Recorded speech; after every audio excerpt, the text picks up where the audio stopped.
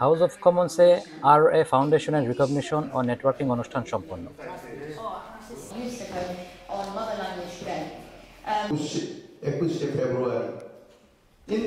যুক্তরাজ্যের house of কমন্সে আর্থ-মানবতার সেবায় নিয়োজিত ব্রিটিশ রেজিস্ট্রেশনপ্রাপ্ত চ্যারিটি সংস্থা RA ফাউন্ডেশনের রিকগনিশন ও নেটওয়ার্কিং অনুষ্ঠান গত মঙ্গলবার 16 সেপ্টেম্বর অনুষ্ঠিত হয়েছে।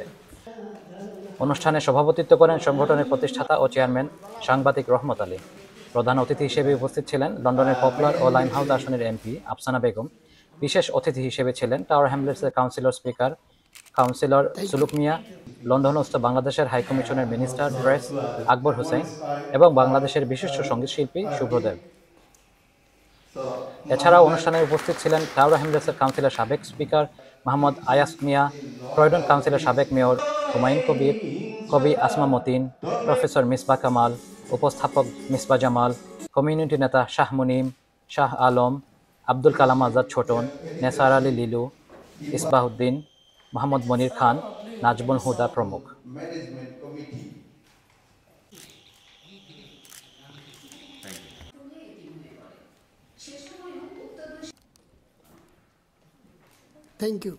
অনুষ্ঠানটি পরিচালনা করেন ইভেন্ট অর্গানাইজার তামান্না মিয়া। বক্তারা তাদের বক্তব্যে RA ফাউন্ডেশনের মানবিক কার্যক্রমের প্রশংসা করেন এবং ভবিষ্যতে এসব কার্যক্রম আরও বিস্তৃত করার উপর গুরুত্বারোপ করেন।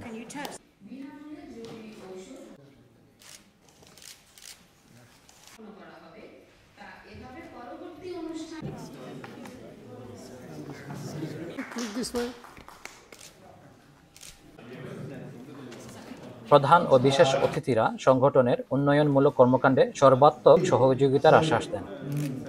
অনুষ্ঠানে সংগঠনের কার্যক্রমে অবদান রাখা ব্যক্তিদের সম্মাননা স্মারক এবং সনদপত্র প্রদান করা হয়। এছাড়া RA ফাউন্ডেশনের বিভিন্ন কার্যক্রমের ভিডিও প্রদর্শন করা হয়।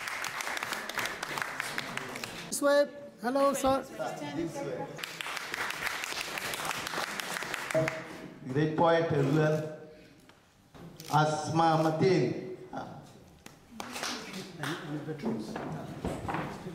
প্রায় 2 ঘন্টা ব্যাপী এই অনুষ্ঠানকে আরও প্রাণবন্ত করে তোলে কবিতা পাঠ, গান এবং ডকুমেন্টারি প্রদর্শনী।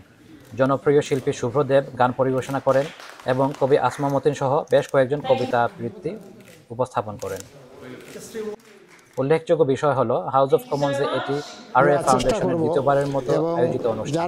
এতে বিপুল সংখ্যক কমিউনিটি নেতৃবৃন্দ ও অতিথিদের উপস্থিতি ছিল আগামীতে আমরা আমাদের অফিসে একটা অনুষ্ঠান করব, সেখানে তাদেরকে আমরা এই ক্রেস্ট বা অ্যাওয়ার্ড প্রদান করব।